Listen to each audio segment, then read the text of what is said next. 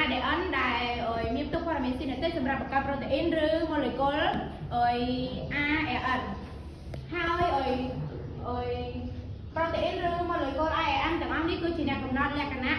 គឺជាអ្នកកំណត់លក្ខណៈផ្សេងៗរបស់សាររាង្គកាយហើយសារមានទីតាំងស្ថិតនៅ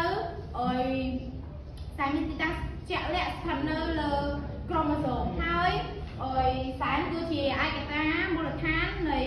ដំណពូជចំពោះឧទាហរណ៍ដូចជាសារគឺជាកំណត់លក្ខណៈពណ៌របស់អាឡែឧទាហរណ៍ដូចជាលក្ខណៈផ្កាសម្ដែងមួយមានពណ៌មានពណ៌ស្វាយនិងពណ៌ស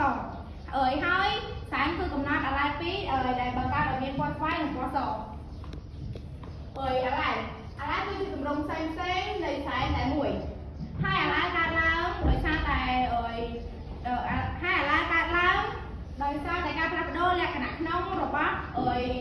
លំដាប់របស់លំដាប់ ADN នៃសារហើយវាស្ថិតនៅលើទីតាំងដូចគ្នាគឺនៅលើក្រូម៉ូសូមអូមេឡូមួយគូហើយអាឡែគឺអាចមានលក្ខណៈលុបនិងលក្ខណៈអន់ឧទាហរណ៍អាឡែគឺជាអ្នកបញ្ចេញ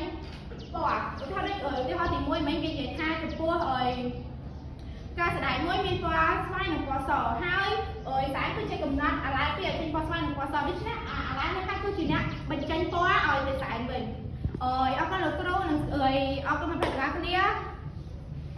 ចប់ទេ